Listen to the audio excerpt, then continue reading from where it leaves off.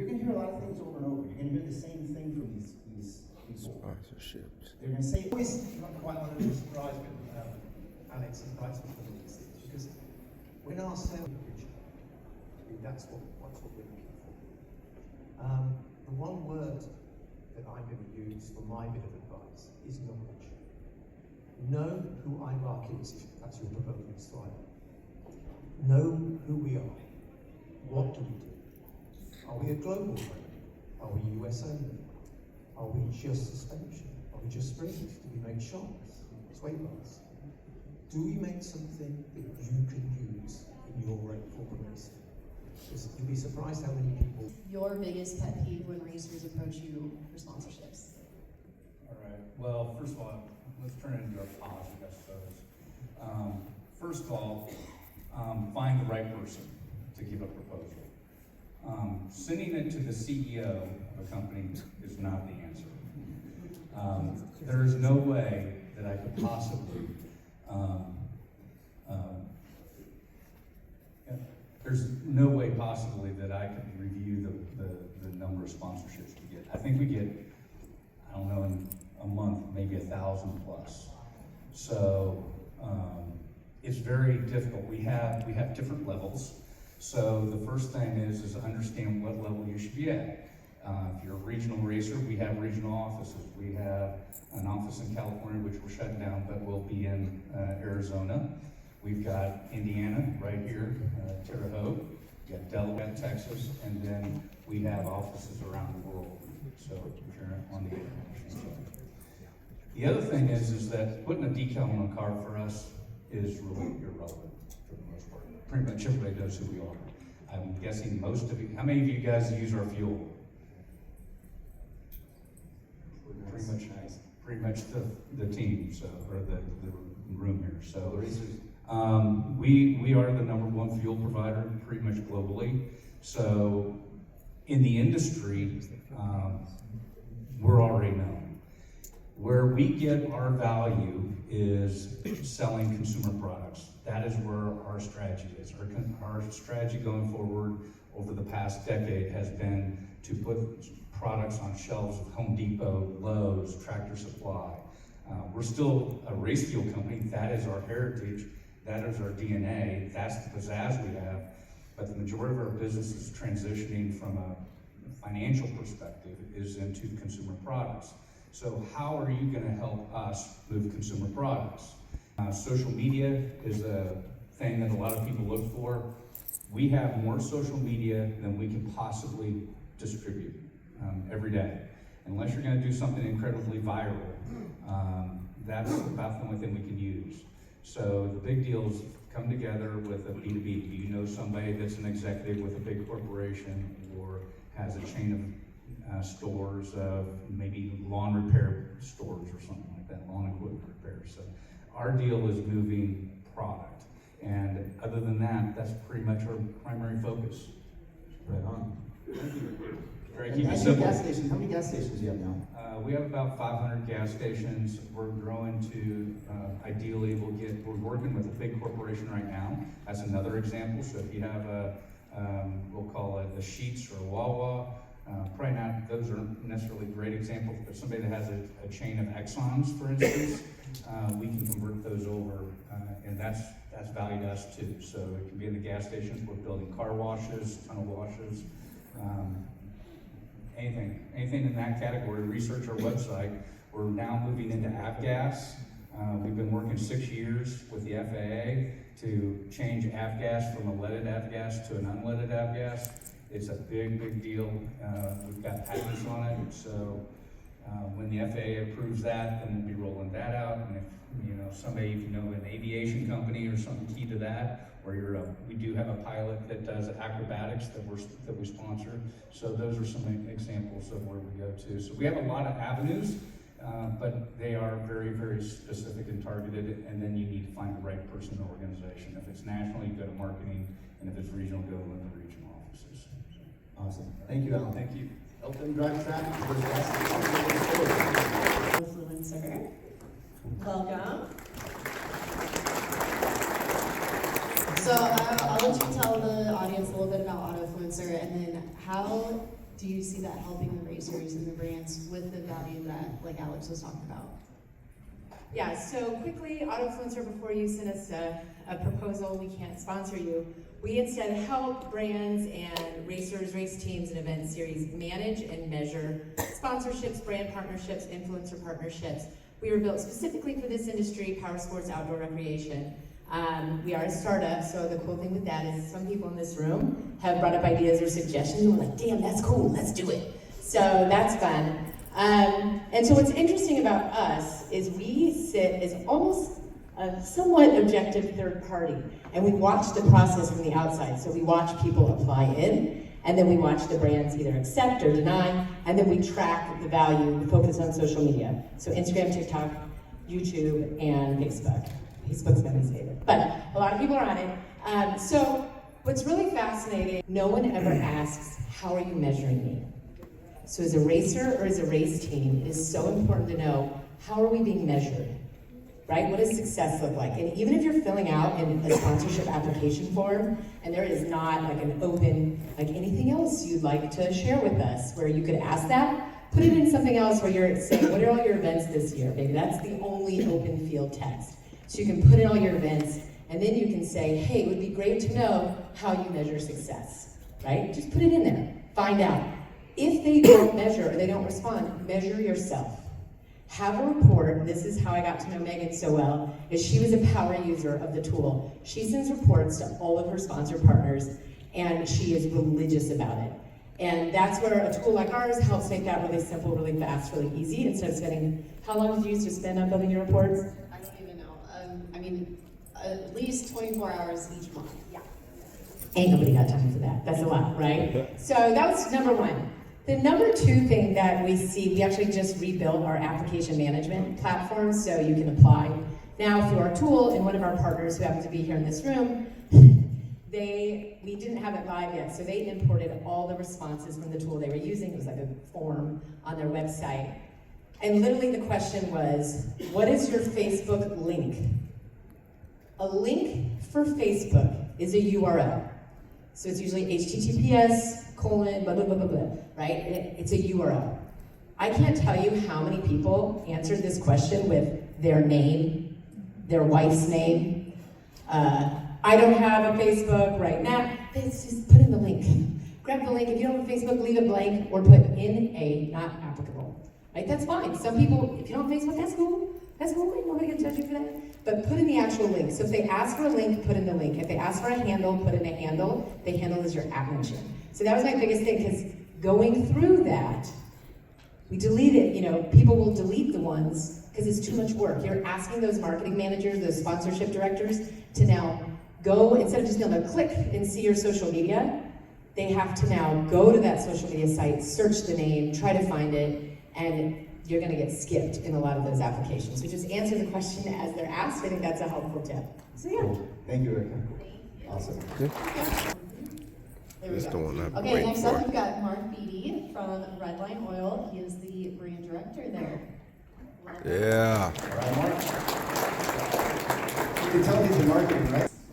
Okay, Mark, so you've been in the industry for a while. What is your biggest pet peeve that you see from racers?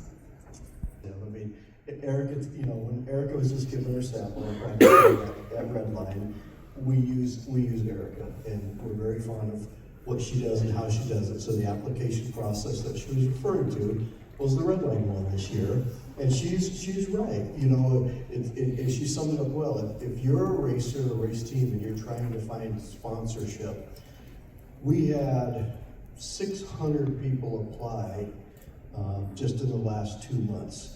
And so if you make us go out and find you instead of giving us a link, something, to be honest with you, I just don't have that time. I'm a one-man band, and it gets to be a challenge. So we kind of ask questions specifically for a reason, because what I do is use it to judge if somebody's really interested in being a part of it, right? Because if you don't want to spend the time to give us the information we need, it's tough for us to take you serious that you really want sponsorship. So yeah, that was great advice that she gave me, to just do that. For me and for Redline, it's a couple different things. Alex, you said that you just turned 60, so you're still a young pup, and I look around this room And I'm definitely on the senior side of everybody in this room, and I'll tell you, I don't care what type of racing you do, power sports, motorsports, it doesn't matter. This entire industry is built on relationships. Okay? If you want to form a partnership with a company, especially like me, a consumable, I look for people that use our product first. You know, I had a Tim Langwicki from the Denver Nuggets a long time ago, really great friends. You know, his saying at the Denver Nuggets was, I do business with those that do business with me. So if you've never been a Redline customer, for example, talking about us, become a customer first. And then once you've used the product, we have an application process that's done through our website. You know what, then you apply the next year. But see, then I see that you're invested in us. And we're not just, we call it the flavor of the week. Because I do a lot of looking. It's like, well, this year they were brand X, this year they're brand Y, this brand, and now all of a sudden they're applying for us. We just feel like the flavor of the week and stuff like that. And so that's a challenge. Flavor of the week. That's a great one. Yeah, that's really a challenge. So every one of you have products on your car. You know, I'm not going to say, hey, how many of you use our product? See, that's a great start if you're looking for sponsorship, because if you're not a customer of theirs, making it pretty tough for them to really look at you. So use the resource. It's a relationship business. Build relationships with companies that you're using, and that opens more doors than anything else. And then the other thing I gotta say is, I mean, look at me. It's like, if you're not having fun, because that's one of the first things I look at. When I look at everybody's social media, and I click on every single person that applies, I click on your social media, and I scroll it.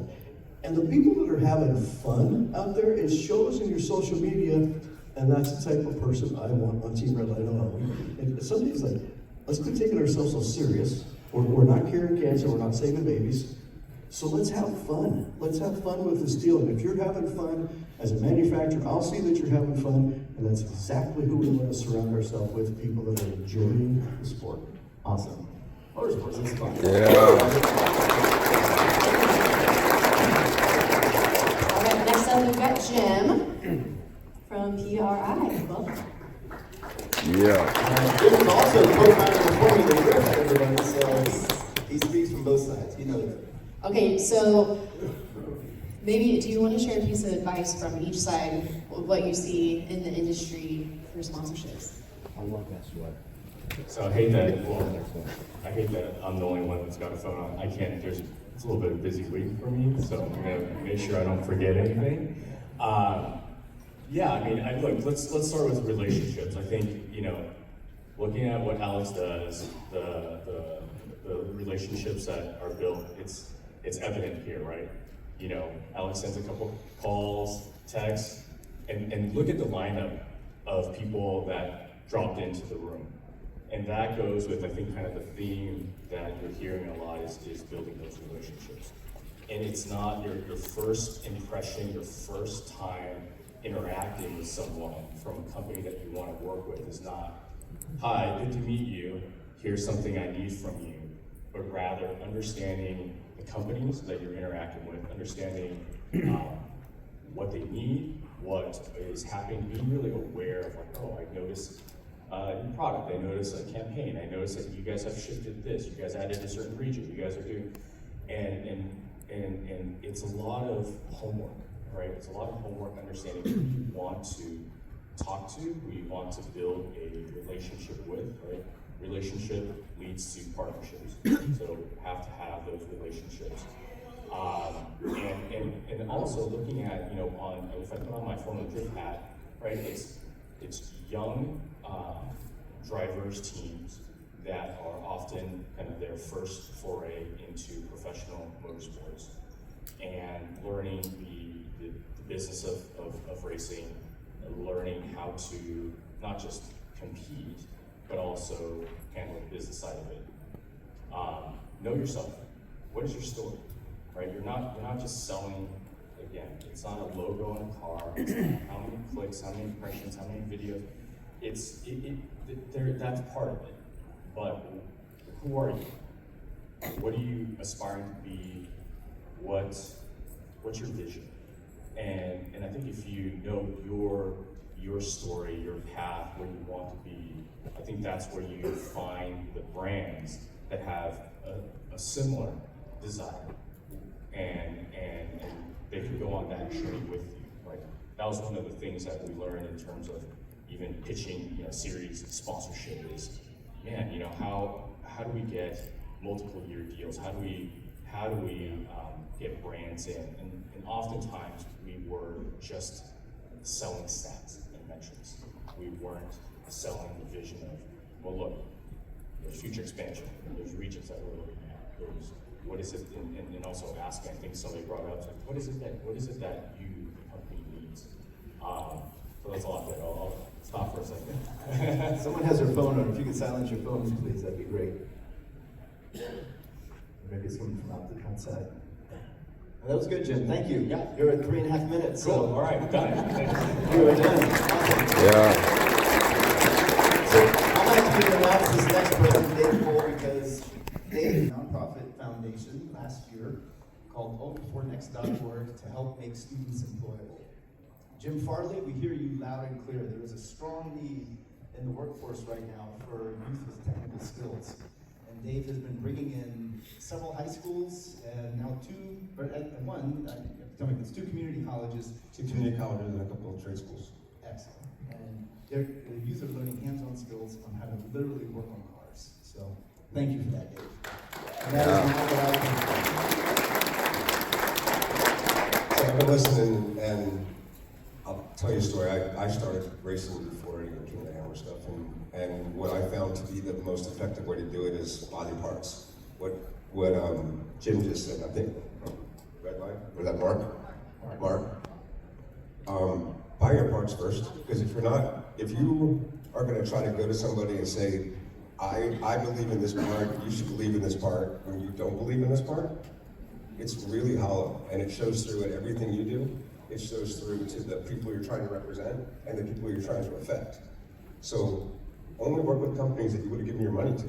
If you're not willing to give your money to that person or that company to run that product, you shouldn't be telling other people to do the same thing. Fair? All right, that's a good point. And so by building that relationship, exactly like Mark said, I mean, I can tell you what works. This does work. Buy your parts. Make it clear you came to buy parts, not to take parts. Build that relationship, and before that check is cashed, before you even get your parts, you're going to get a refund if you're doing your job. Does that make sense? Yes. That's happened to me from the very beginning, more often than not. And as things have grown and gotten bigger and silly and everything else, it is still just the relationship. Standing next to the people that you've done business with for 20 years and knowing where that stands and how it goes and who you work with. And I mean, look around this room, there's so many people here. It's just like this, it's such a small world. And those relationships matter. They matter from the first time you meet someone until the last time. Just keep going. And I can extend that from parts to beverages. Don't ask for an energy drink sponsorship if you don't drink energy drinks.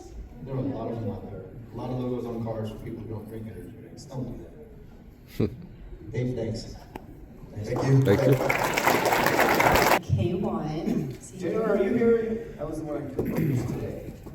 And how about Jacob? Jacob was back up. Is Jacob here? No? All right, so we just say 3 minutes. Keep going. So again, from the series standpoint, what is the value that you can bring to sponsors? Well, so in giving advice to what you guys are looking for, I'm in the same category you guys are in. I look for sponsors as well. So I made my notes on my paper instead of a phone like Jim did. But anyway, one of the first things I always tell our team when they're looking for sponsors is be present. In other words, participate. Just like you're here being a part of this, you got to go seek sponsors. They're not going to call us. So we have to find a way to get out into the market and find them. The second thing I tell them is be sponsorable. And that's probably the most important. If our trailer's dirty when we show up at a track, that's not being sponsorable. If our suits or uniforms, if they're dirty, that's not being sponsorable. So you have to be sponsorable for somebody to want to put their name on. I've known people that said, I'll give you money not to put my name on your car because it looks that bad. So definitely make sure you're sponsorable. Third thing, Someone is always watching. In our group, I can tell you at least 5 people that have gotten sponsorships because the guy sitting in the grandstand liked what he saw out on the track. They didn't argue, they didn't yell at officials, they were nice, polite, their stuff was clean, he took them money. So they got sponsors through that. The fourth thing is build your social media. I think everybody will say that. They want to be able to use you. I know some companies, they have a reach that's too big, so you know they don't necessarily care, but most smaller companies, they want to use you for your social media, so make sure you build that. Be able to deliver what you sell. Never overpromise and underdeliver. That's one of the biggest things I tell our people is do not tell them that we're going to give them something we can't give, so make sure you do that. Lastly, just know you're always representing a sponsor. You might be out at dinner. You might do something that's stupid. You're representing that sponsor, and always know that. So if you do get a sponsor, you need to make sure you're representing them the way they want to be represented. Right on. I like that. And there's nothing wrong with saying Good. That's how I do it too. Good stuff. Then Nice. is the strategic marketing manager at Rhino USA. Welcome. Yeah. So can you share what your best piece of advice is? Yeah, you know, for Rhino USA, we are a little bit of a different brand, right? We sell off-road recovery gear, tie-downs, things of that nature. So we do get a lot of people asking for sponsorships. I mean, as any brand would, and along with all these people here. My biggest piece of advice really is it's not always about selling yourself, it's about selling your network. For us, you know, it's really valuable and it's important. It's not about what you do necessarily, it's about who you know. You know, a good example, I'm sitting there with Jim York. You may or may not know him. He's friends with Nitro and Travis Pastrana, all those guys. Well, he asked us this year, how about you sponsor our band pre-race at the Freedom Factory? I'm like, okay, well, what are we doing here? Are we really gonna pay for that? Well, hey, we're gonna have 20 different influencers driving these vans. All these people have massive followings. You know, we're here with Cletus, we're doing all this stuff, and I go, now see, that right there is why I want to sponsor you. Because it's not about you, it's not about necessarily what you're doing, it's about who you know. And it opens those doors for us as a brand. And some people might know the owner of Bass Pro Shops, right? Or something like that. We want to get into those retail locations. Well, I might sponsor you because you know that person. So, biggest piece of advice by far is sell us on your network. Who do you know? What value do you bring outside of yourself? I love that. Yeah. What value do you have? It's like the mansion at St. John. Yeah. What can you do for others? Yeah. So I'll keep it short today and let other guys do more of the talking, but that's what I got. Kristen, Maybe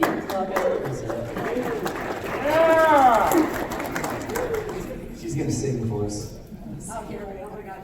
Oh, yeah. All right, Sarah, welcome. So what is your biggest piece of advice for the racers in the room?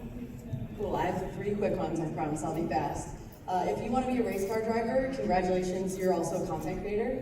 You gotta make peace with that. My biggest piece of advice with that is to just get started. Whether you're posting all the time, you have this massive following, or you're not posting at all, get started posting. Whether it's one Instagram, reel per race or event you go to, that's better than nothing. Work your way up to 2, work your way up to 3, make realistic goals for yourself, and then meet them.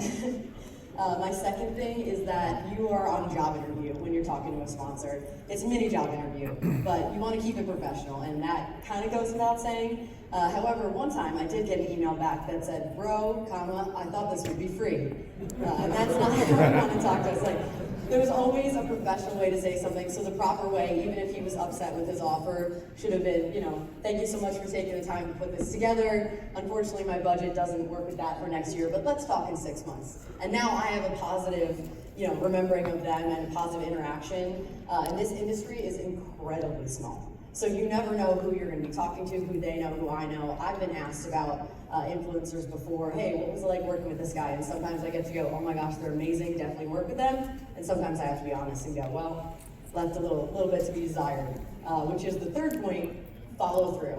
Whatever you agree to in the deliverables, that's your bare minimum. Sure, you can go above and beyond, but if I have you on board for this season and I'm like, I asked him for 3 posts and I got 1, I'm gonna be less likely to sponsor you again the next time. And also being realistic with what you're after. If you're gonna buy the cart anyway, and all I can do this year is a discount, but hey, if you do a phenomenal job, maybe I can bump that up in the following year. Keep that in mind, be realistic, do what you can, keep it professional. And yeah, that's pretty much it. Yeah. Thank you so much, guys. So we got Bill from Holly. There we go. Welcome, Bill. Yeah. There we go. So Holly is a big company with a bunch of big brands. How many brands? I'm curious.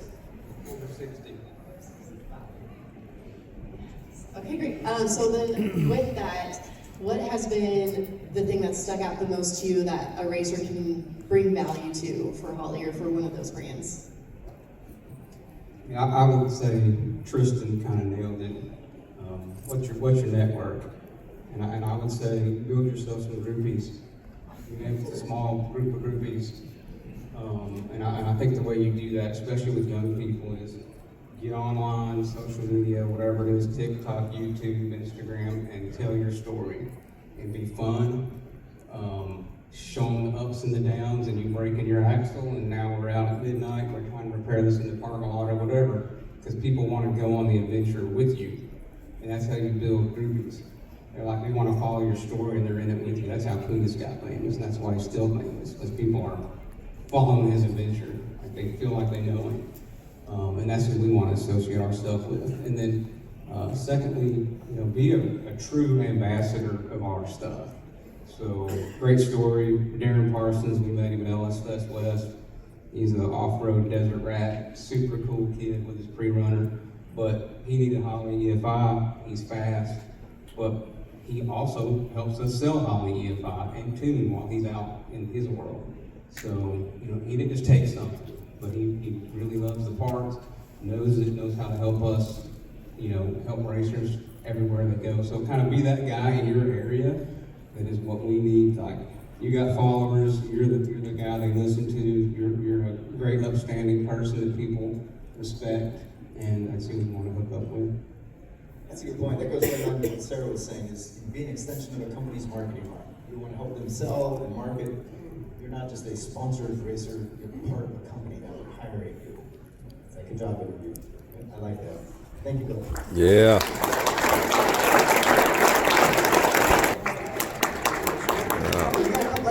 Now, so you go out if you want. You're allowed to, it's okay. Go ahead. So I can talk a little bit. So my bit of advice is going to kind of parrot over what you said already about telling your story. There's thousands and thousands of you racers that are all the same. So a sponsorship, unless they've got something that's different, I do this for a living, my dad did this, my family does this. You got to tell that story so that people can differentiate you from everybody else. So that's the big thing. When he was talking about building your network, I think the network goes even better or even smaller than that. Build your network in your hometown. Every one of you is a hero in your hometown. If you're a young racer, why are you not going to like high school, swap meets or the advances or in your parade? Stop coming to all of us for money. Start going to your local pizza shop that you pass on the way to the racetrack, or the gas station that's right around the corner from the track, or wherever you go get your coffee in the morning. Maybe they'll sponsor you for a couple $100 here and there, and you can bring them more value because people will stop going to the way to the racetrack. So those are the two big things. Definitely building your story, definitely looking local, and as we talked about social media, I'm a big believer of the LinkedIn platform. There's far too few motorsports people on LinkedIn, and it's really underpriced attention. It's attention, and it's attention that's going to the highest level of corporations. If your story is good and people understand what you're talking about, maybe you make a connection with, a CMO at Revlon who's got a $100 million marketing budget. She's got an extra 50 grand. Well, how far does that 50 grand go into your program versus her buying another ad in some magazine, right? So if you can build that story and make sure you tell it consistently and genuine, you've got the opportunity to do those folks. That's it.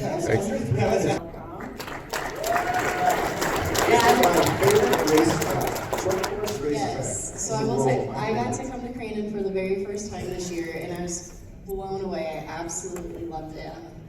Big fan of short course. I hope I can race there next year.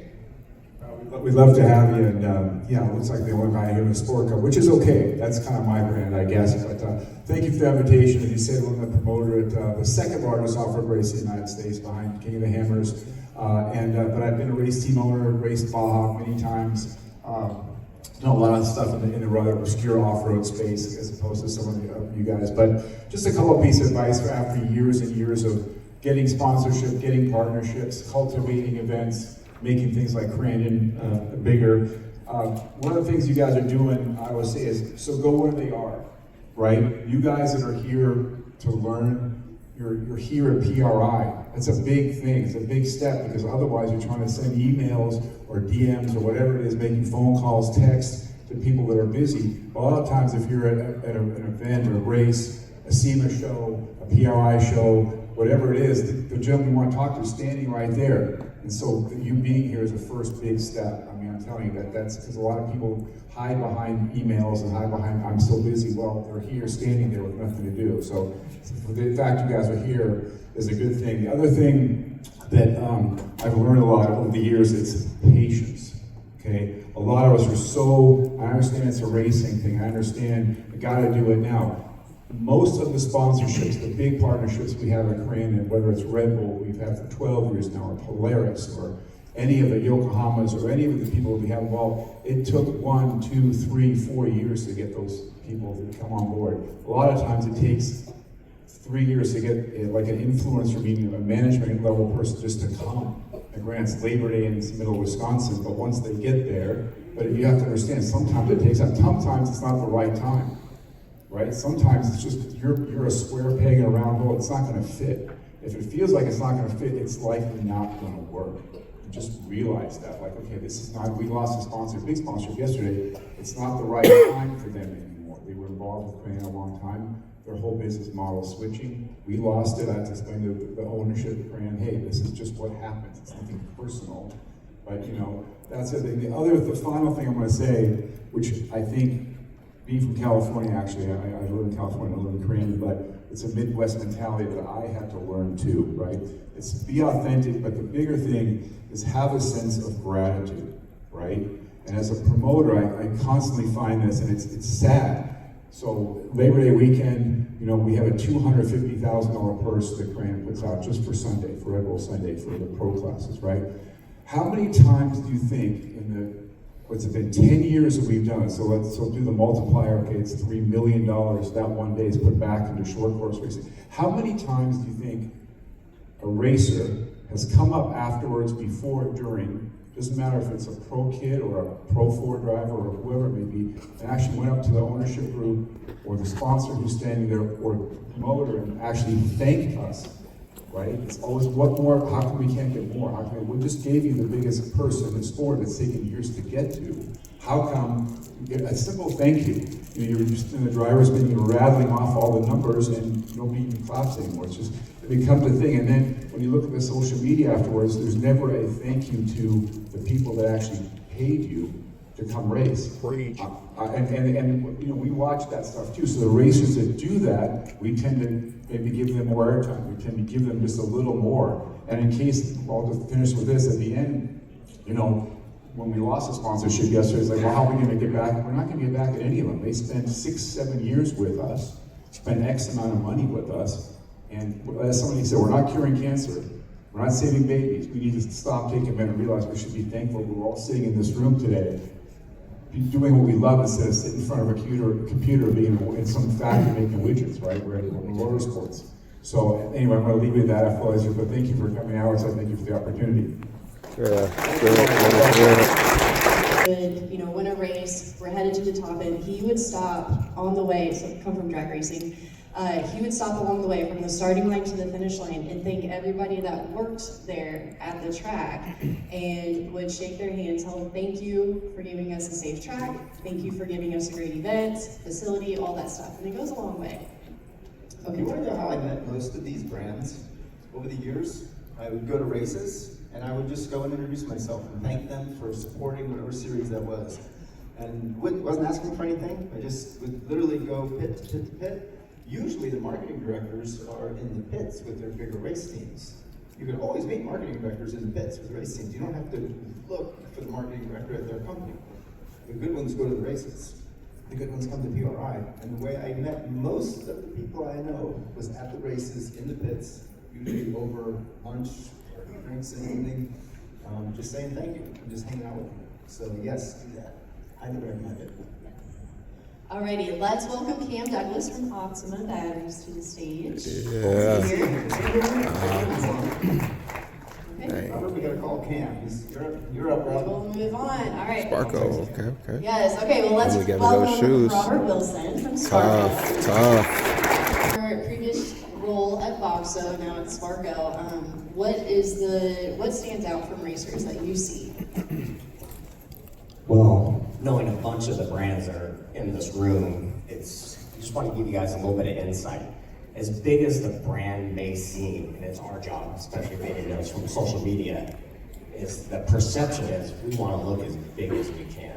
But the reality is there's just a few of us. I think every brand in here, it's a very small team, and they're doing so many different things, right? I mean, we're here at PRI, gone for 4 days, and the emails don't stop. So you have to be patient when you're sending your sponsorship emails, and you may have to send it a few times because it may get buried in there. So just know,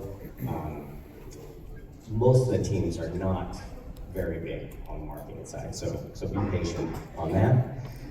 And then know the brand too. From a Sparko standpoint, we go from F1 all the way down to 3-year-old guy, little kids starting karting and everything in between. So just imagine the amount of requests or people asking in that. So it's pretty big. We want to get back to every single person, just the bandwidth, the timing is just not there, so be patient. And Robert and I worked together for almost a decade at Lucas Oil. We both sold sponsorships, so he knows from both ends. Literally, selling's not easy.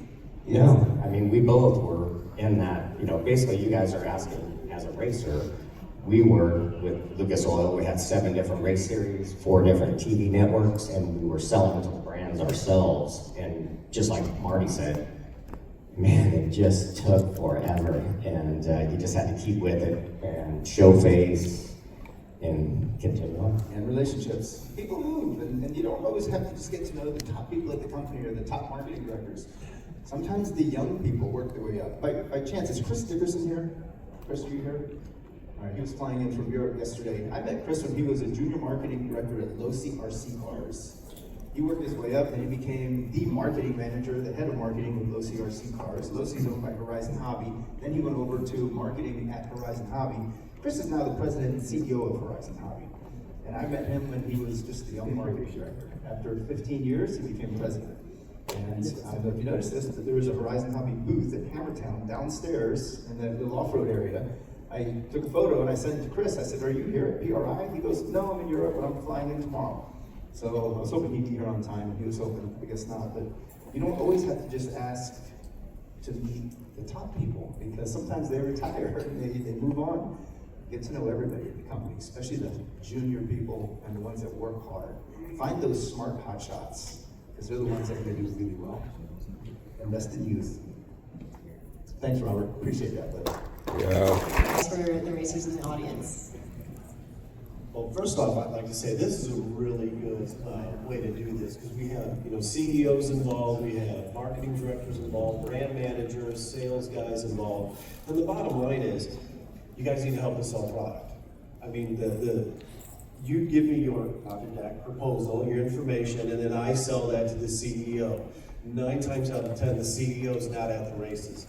He doesn't know you, he doesn't know you, he just looks at a spreadsheet. Are we selling more product for the money that I'm giving you to go out and grow the brand? So the bottom line goes back to, racing's hard, winning's hard. Take hard out and put expensive in there. Racing's expensive, winning is more expensive. Well, it costs us money to be there and help support you guys. We love doing that. We love getting involved with the families. We love getting involved with the teams, with the organizations. So we need to show to our CEOs that we're moving product. And that goes back to, everyone has said it up here and they're right, it's all about relationships. It's about what you guys can bring to the table. And we can oversimplify this, but it really comes down to, we have to sell product, we love helping you, support you guys more, but winning on the course is great, but we have to win in the parking lots. We have to win after the fact. You know, racing, winning on Sunday, selling on Monday, that does come true. That works, and that's what we're there for. Plus the whole thing about it being fun, yeah, I'd rather be doing this than there with you guys or hanging out, doing drifting events instead of looking at a computer all day long. That's not really fun. So, not just to make this oversimplified, but it really is. These guys have mentioned everything that I was gonna bring up about, you know, social media is huge, especially for companies. We're 50 years old, but we just started marketing a brand 10 years ago. So we have to build ourselves up from the ground up. We don't have a huge budget, and we need you guys' support. And if you use that as a mindset, I think you all become a lot better ambassadors for the sport, for your team, and for our products too. So not to oversimplify it, but it really is pretty simple. We need to help sell product. We need to help support you guys and the series. Because like what Marty says and what Dave says, if the fans aren't showing up because you can't afford to buy a new transmission, you can't go, you know, as fast as you can because you can't afford to, the fans, they recognize that. They recognize someone, I don't want to say sandbagging, but I can't afford to blow up the motor because we got a race next Wednesday. All that counts, and we're here to help you guys, but we got to have fan support. And that goes back to what these guys said about making sure that you behave yourself, make sure that you put on a good face. All that stuff comes into play. So, you know, that, not to oversimplify, but that's really what it comes down to. So, right home. Thank you. Yeah. From Fifth Thirds Bank, welcome to the stage. Do business with them.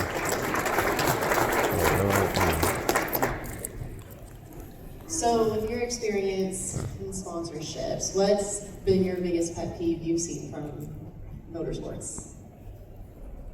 I don't have any pet peeves. Seriously, motorsports has been amazing for Fifth Third Bank. We've been around motorsports and the automotive industry a long time. So you guys all are incredibly great relationship-oriented business, and we love it. I do have some ideas though to share. We've got a little bit of an unusual name. You know, we're probably the only bank that's an improper fraction. You think your bank would know numbers better, but so I'm going to give you 5 tips in 3 minutes is my goal. So, and they're mostly focused around B2B, because that's what our partnership is specifically based on is B2B, you know, where we leverage our partnerships in racing to win business with other businesses. So, so I'm gonna run through them. So the first actually can be either, and it's something that that I see a lot is that, and I actually even inside the bank is.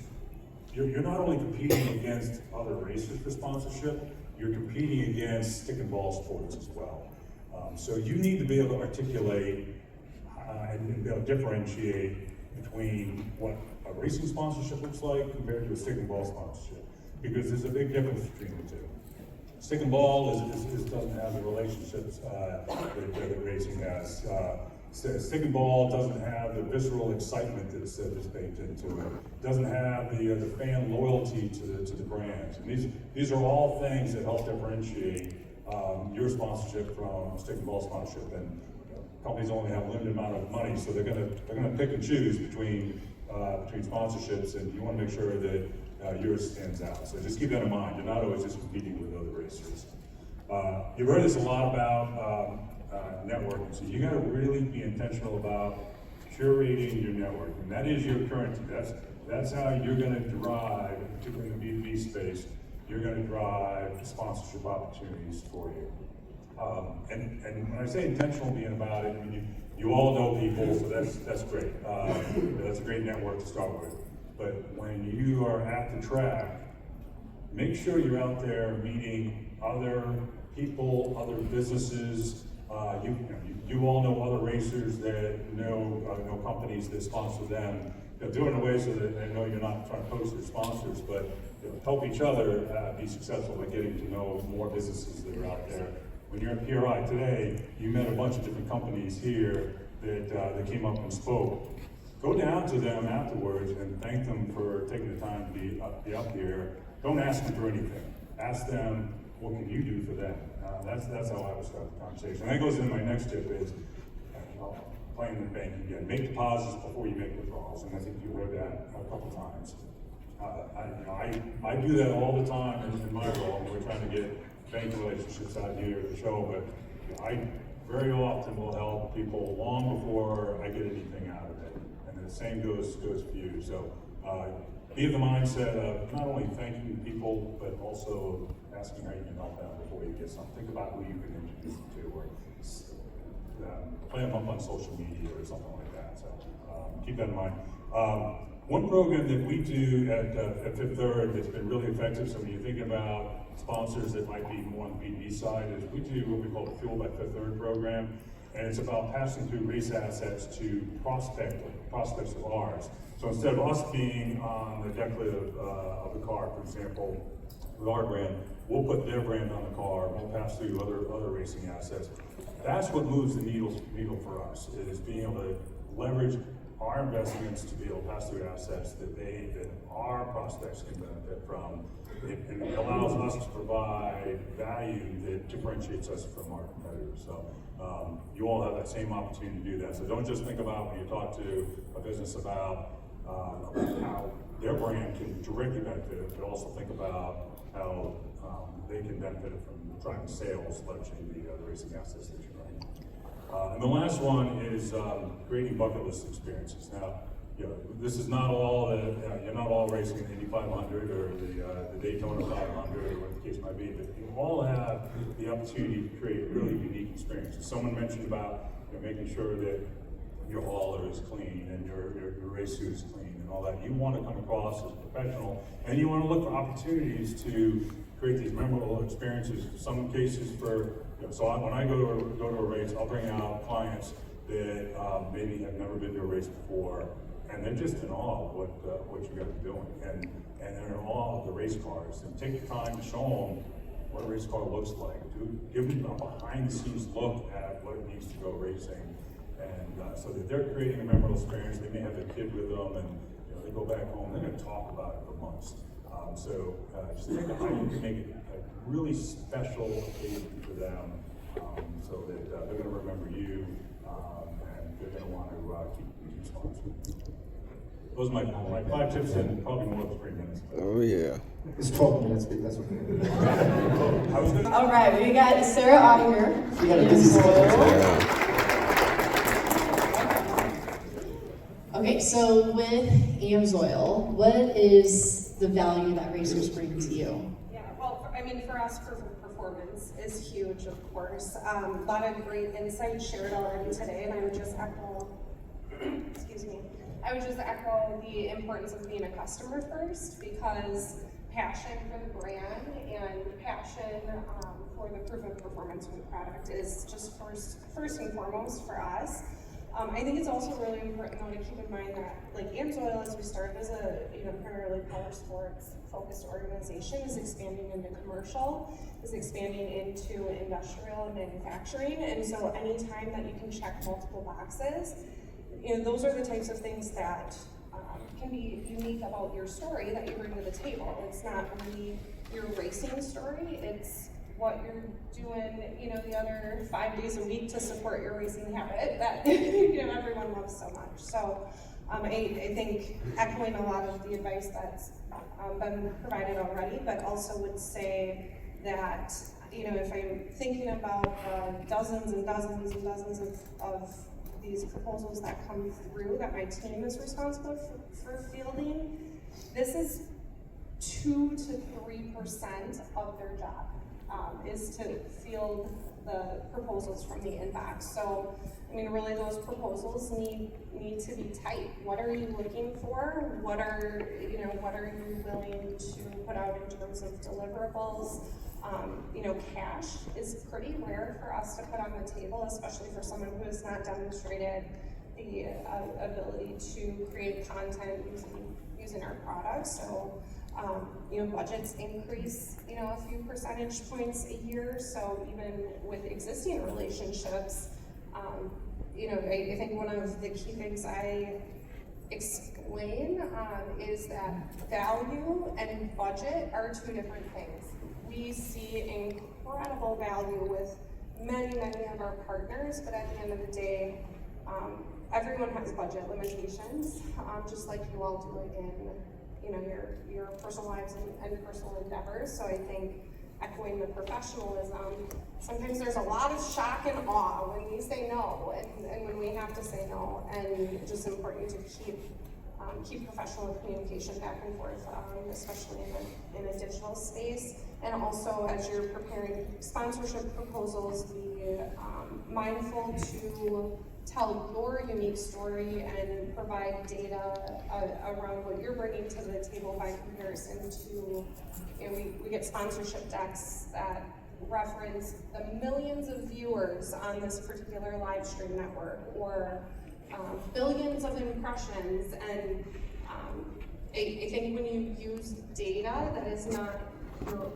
own data, it for us just reflects a lack of business acumen and a lack of understanding of marketing channels, to how you can become an extension of our 4-person team, right? As we're all stretched thin. So marketing directors know data, so you can't trick them with numbers. Oh, my series gets so many impressions. The marketing directors know what they're doing. They know from that how few impressions you might actually get. So thank you, Sarah. Yeah. You have a question? Yeah, so for K1, what's the value that you look for? Alex, I saw you over to me there. Chris and Morton are kind of, I hope I don't sound like I'm plagiarizing him, but I couldn't agree more with his assessment of marketing and strategy for sponsorship. I'll break it down as quick as I can in kind of 3 points. Is that number one, leverage. Okay, understanding how you can leverage the partners that you're looking for. You're not after sponsorship. You're after a partnership. You want sponsorship? Go to AA. Partnerships is what we're all after. It's got the most value for us long term. That's what you're looking for. What moves the needle for a brand? I've talked about it quite a few times. I have a long story. I'm not going to share that one here, but know your approach to the brand. To kind of follow up on what Robert was talking about, is that we all operate different with budgets and based on what value you bring to us. And I'm a niche market, direct-to-consumer product. My strategy for marketing and budgeting for partnerships is going to be much different than an oil company or a gear company. We work in a very specific market. So know your strategy when you come to me and understand what brings value and moves the needle for my brand. Okay, and I would suggest that to any brand that you're approaching for a partnership, is that you really need to do your homework as to what is it that moves the needle for that brand, and how can you leverage your systems and your contacts to bring more value to us. It is fairly simple if you do your homework. You don't sell to consumers. Pardon? You don't sell to consumers. I don't sell. We're a direct-to-consumer niche market product, so you need to know that coming in. And you can use that strategy with anybody that you're going to talk to in this space. We all operate with different budgets, with different marketing tools, but that would be your main focus that I would suggest, is learn how to leverage your partners with how that works with my brand. That you want to sell more to racers and race teams. That's it. Thank you, JR.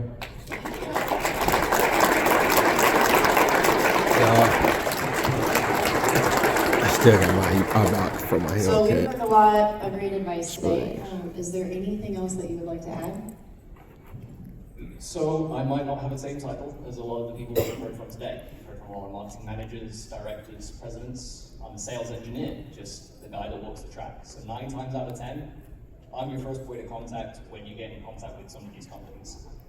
You need to make sure that I understand what you're asking for, because the last thing you want me to do is when my marketing manager asks a question about the sponsoree, is for me to say, I don't know. I need to be able to answer every question when they're asking me, what are we getting back from all of this? So I'm going to be at the track, so you want to make sure that you can deliver that to me and make sure that I can pass on the deck or the slides over to my marketing managers. The last one is delivery afterwards. On Monday, it's been spoken about a few times. I need to be able to go on Monday morning or maybe Monday afternoon, give you a little bit of time to get your report ready, and take the report to my manager and say, this is what this guy did over the weekend. Now, while you might send that report every week, don't get upset if it does not get used. Like people have heard, we sponsor a lot of people. We can't post the same thing every week. You might get mentioned a few times, but you've just got to be prepared that as long as it's getting through to us, we're all listening and we're all understanding. My final bit of information and tip is to know what you want. The amount of people I've spoken to that will ask for a sponsorship and then ask for the engineering work, or, you know, can you design this for me? Can you do this for me? What's your recommendations for the spring race that I need? That's not what we're here for. I'm here to try and sell the product, not to help you get it. You need to know what you need first, so that we can help you the most. And that's probably the biggest tip, is don't add extra work on top of the sponsorship. Do that for yourself.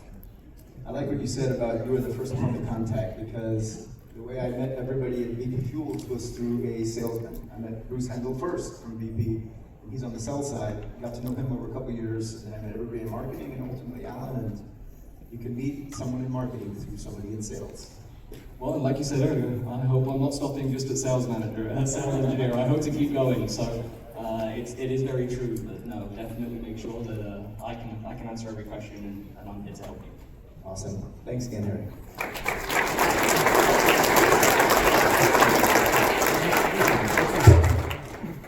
Well, I guess we've got our panels done. So I just want to share a few of my best advice, because I've been in your guys' shoes. I'm still in your shoes.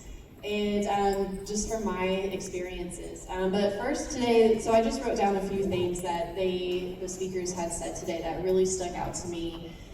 First up from Julian, knowledge is key. Know the brand and the business and the product. So just kind of like what Harry had just said. One thing that, in my experience, when I do go up to a new booth or someone that I don't know, sometimes the first question that I get asked is, well, have you used our products before? And if I say no, then it kind of might, end right there. So if you can give them a testimonial of, oh, hey, I switched to your springs or your fuel or your oil, and it helped me gain performance on the track, or anything like that. So if you can give them a testimonial and start the conversation off like that, it will help open that door to you, instead of just being like, hey, I'm looking for a handout, what can you give me? The second key point from Mark, he said that the entire industry is built on relationships. And kind of like what a lot of the speakers have said, it is a small industry that we have here. We're in a small niche. And with Robert, who I don't know if he's still here, but he had recently switched companies and switched roles. So he's still in the industry, but with a different company. And with that, he can take his relationships with him now. So if you ask, or on purpose, burn a bridge with someone, it might hurt you in the future as well if that person does switch roles, or if they even just move up in the company, so like how Harry had just said. So don't burn your bridges, always maintain the relationship, no matter where they end up going, you don't know where that could take you, and I kind of have a real life experience with that as well, because one of the sponsors that we've had, it was just only product sponsor, and it was product sponsor for about 15 years. And we would try to improve that to a funding sponsorship, but their marketing was done in an agency outside, and so they never really saw the value with racing. But the company had got bought out by another company and brought the marketing in-house, but we were able to maintain relationships with those that worked there through the salesmen at that company, and they were able to put in a good word for our team with the new marketing managers, and we were able to then bump it up to a funding sponsorship and kind of see where that goes. And we're on our 4th year as a title sponsor now, which is amazing. So always maintain those relationships. Next I have from Jim. He said, share the vision, not just the stats. And again, like what they said, marketing managers know the stats, and they'll know if you're fibbing with your stats or if you're just using the series stats. I think like what Sarah had said, don't just put, you know, hey, we're gonna get 1 million impressions or 100,000 spectators are gonna come to the track and see your logo on my car. They know, especially if they're someone that does come to the races, they know what those real numbers are. So, but I love what Jim had said, like share the vision. What's your story? What's your background, your occupation outside of racing? What are you looking to do with your career? And really share that vision, because that's how you're gonna get them excited and get them on board with you. And then Tristan had said, sell your network. I love that as well. I noticed Cam is here, so. Oh, okay. Do you want to Why don't you come on up, Cam? Cam, come on up.